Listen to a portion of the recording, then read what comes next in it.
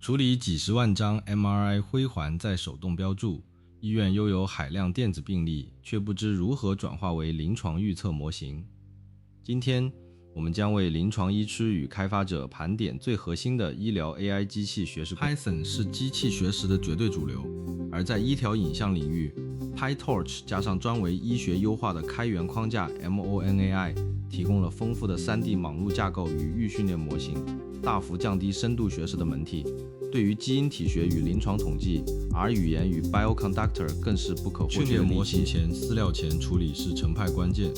处理 DCOM 影像时 3D Slicer 允许我们透过 Python 剧本自定义扩充套件，而 ITK-SNAP 签是专注于 3D 影像的半自动分割，能快速为深度学识模型生成精准的标注资料。随着医疗数据呈指数级增长，地端算力经常成为瓶颈。Google Cloud Healthcare API 和 AWS Health Lake 等企业级解决方案，不仅提供符合 HIPAA 规范的资料储存与 FHR 转换，更能无心整合 Vertex AI 或 SageMaker 加速模型训练。医疗数据具有极高的因袭性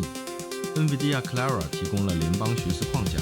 让多家医院能在不共享病患资料的情况下共同训练模型。同时，透过 OMOP CDM 将跨机构电子病历标准化，